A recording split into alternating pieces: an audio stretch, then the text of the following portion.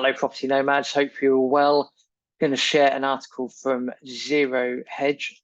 Would help if I'd have shared this screen prior to starting this video.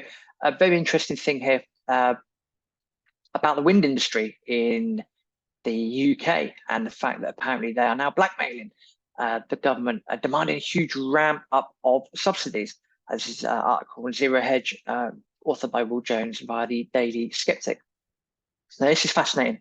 If you listened to our video yesterday about oil, gas, and Shell basically pointing out that actually we do need oil and gas moving forwards, and it would be a bit crazy to rely on solar, wind, etc. In the short term moving forwards.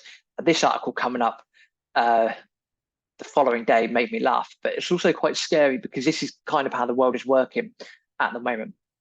So basically, we all know the industry lying about falling costs of stuff, with your solar, with your wind turbines, etc. It's going to reduce the price of energy and completely ignoring the bigger picture.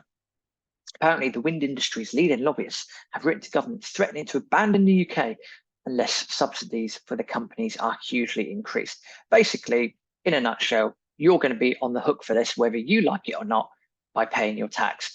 And don't be surprised if your taxes are increased substantially in order to subsidise people to build wind turbines that may or may not work and may or may not add to the power in the grid we have here in the UK. I'll let you decide that. So apparently the industry lobbyists claim that unforeseen rising costs now require 3 actions. Before we go into them, what unforeseen rising costs could we be talking about? I think anyone with any eyeballs in the last 3 or 4 years would have understood what's coming down the road. We had this Black Swan event, people get locked down. We then have all these crazy policies going on. The world's restricted. And then all of a sudden, climate change is the new biggest thing that we all have to deal with and all have to live with. And all of a sudden, that's it. Oil and gas are really bad. And it's the end of the world. And we must focus on solar. We must focus on wind. Oh my God, it's the end of the world. And oh yeah, because we've just neglected oil, gas, and supply for so long, we have now made through economic policies, funnily enough, prices have gone through the roof. Oh, and by the way, we've also printed loads of cash as well to exacerbate the rate of inflation too. Big thumbs up, congratulations. How you can not foresee that, I don't know. If you're in charge of a major business and you do not foresee these things, I do wonder why you're in charge of a major business in the first place. Just say. These are the 3 actions. Number 1, a revision to the auction rules so that the winners are not determined by lowest bids, but by an administrative decision that weights bids according to their value in contributing towards net zero targets. Basically, like any government contract, how much BS can you tell the government about what you're going to do? How much can you then get paid? And then how much of those targets are you not going to actually do? There you are. I said it. That's how that works. Number 2, special new targets and thus market shares of floating offshore wind, one of the most expensive of all forms of generation. Yeah, you could probably just go and generate nuclear energy instead, build a few nuclear plants to provide baseload energy to the UK. That's probably going to be much more favourable for now than floating offshore wind farms. So that's that one blown out of the water. Number 3, a vast increase in the budget for the 5th auction, apparently it's called AR5, of contracts for different subsidies, with an increase of 2.5 times the current levels for non-floating offshore wind alone. Basically, what this industry is telling us, that apparently all these prices are going down, but actually maybe they're not. We might need some higher subsidies here in order to continue doing what we're doing, which is building these wind turbines at extortionate rates. By the way, they're going to be funded by the taxpayers. They're going to be funded by you, funded by myself, etc. Unlucky, see you later. Now, such charges, if the government were to agree to them, which please don't agree to them, government, because at the end of the day, there's no amount of votes at the moment that are going to save you from next year. We're going to be a left-leaning country for our next general election with a Labour government. I guarantee you that's going to happen right now. So please try not to cock this up any more than you already have done in the last 10 years. But if the government agreed to these changes, it would increase the subsidy required to an industry that was apparently claiming recently that it no longer needed public support, but also provide the industry with protected shares of the energy market, eliminating risks for investors at the expense of the paying public.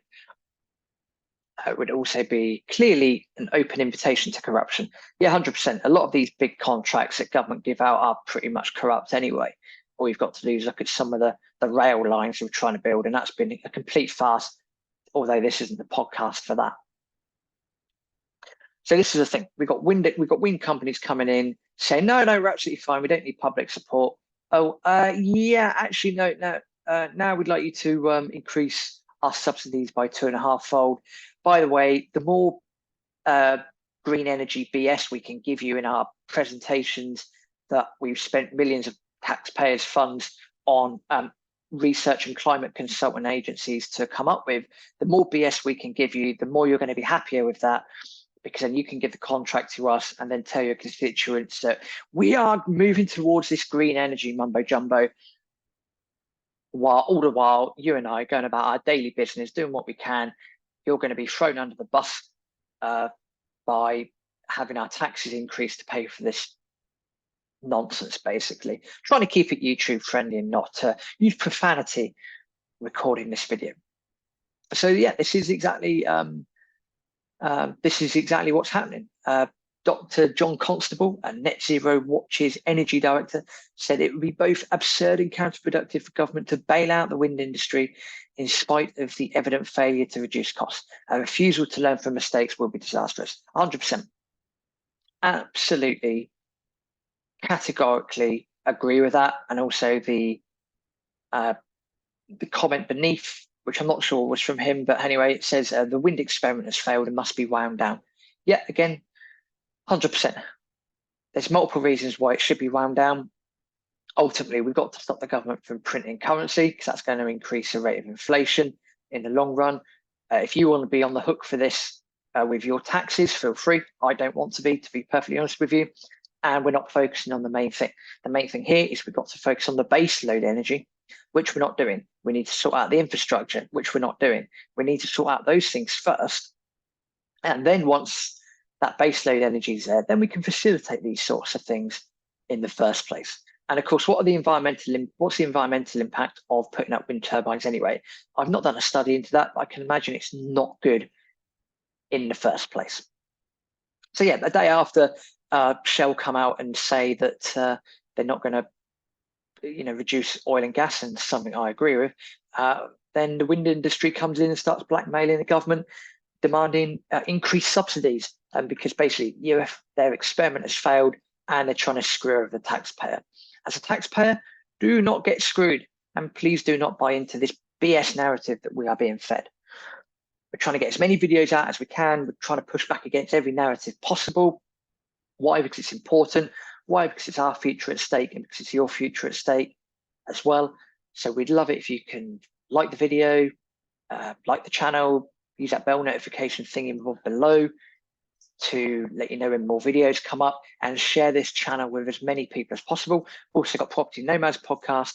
Go and listen to that on iTunes, Spotify, wherever you listen to your podcasts. Please go and listen to that. So loads going on. But yes, the UK wind industry is a complete and utter farce at the moment, and will continue to be moving forward. We'll see you in the next video.